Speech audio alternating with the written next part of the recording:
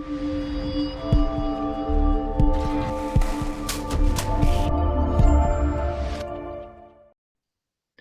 morning, everybody. Another day, another press release from Southern Cross. This time 3 holes drilled, 53, 54 and 55. 53 and 55 are from Rising Sun, 54 is from Apollo. The takeaway here is hole 55 being the first cross hole to drill across hole 50. So as many of you recall, hole 50 was the game changer hole back late last year, where we drilled over half a kilometre of mineralisation that included 306 metres at 2.4 grams gold equivalent. So an amazing result. It showed 13 individual high-grade structures. Now, we drilled parallel to the host sequence, but at a high angle to the northwest veins with hole 50. So we drilled down the long axis of the body, if you like, along the loaf of bread. Now, what we've done with hole 55 is come the other way at right angles to hole 50 to test the mineralization in a different orientation to give it width in the third dimension. And what we're very excited about is that has proven the concept of what we were trying to do. We hit 18.6 meters at 4.1 grams gold equivalent. That was made up of some very high antimony grades also. So what we like is that this result was 40 meters to the east and up to 60 meters above hole 50 mineralization at the upper levels of hole 50. So a very good result in terms of building grade, further volume, and defining continuity around hole 50. So hole 50 is now bigger than what it was before and demonstrating scale and what looks like a bulging of that host position, that host breccia dike. So in many ways, we're very happy with this result from hole 55. So what we plan to do is, and what we're doing right now, is that hole 50 was an incredible hole drilled down parallel to the host position at a high angle to the northwest veins that carry most of the high-grade gold. Now, what we did was we drilled hole 53, 150 meters above hole 50. 53 is reported here. That went in and out of the host position quite quickly. So it was a near miss. It hit some very thin high-grade zone and some lower-grade zones.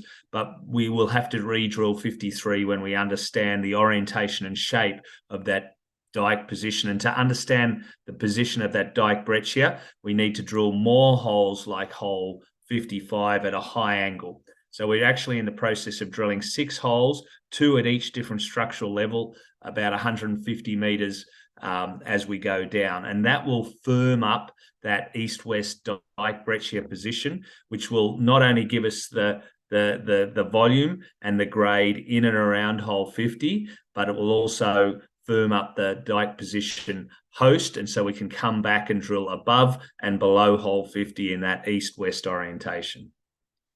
The significance of this result and the takeaway is that hole 50, the mineralisation is getting bigger around that zone. It's holding up. It looks like the mineralisation is wider than other parts of the system that we're seeing. The grade is still there. The continuity is there, and a very good first pass proof of concept.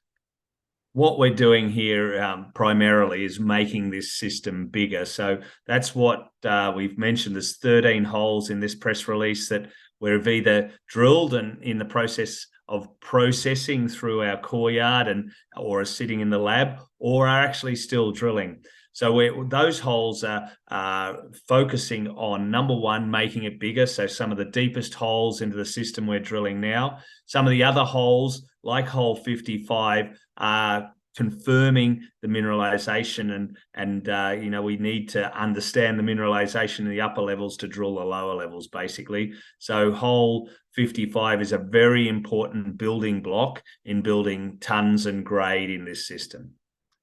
We got 3 rigs drilling today, 30 kilometers of drilling planned for the next year. More rigs planned to come to site shortly.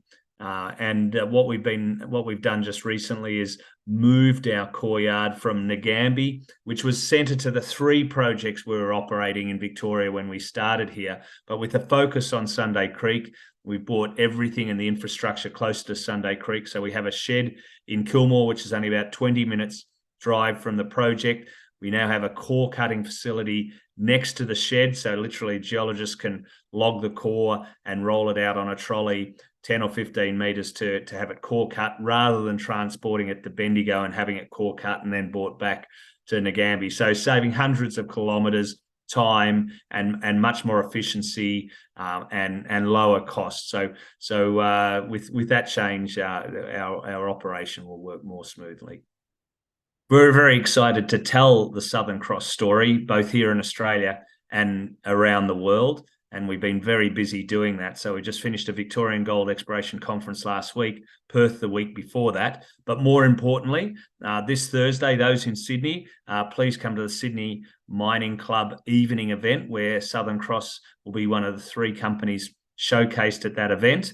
And then on this weekend, we have another conference in Kiama, where Nick Mead will be attending. I will be going to Toronto to the world's largest mining show, 20,000 people turning up next week in Toronto. And there's a lot of interest being generated from overseas and people wanting to learn more about this story.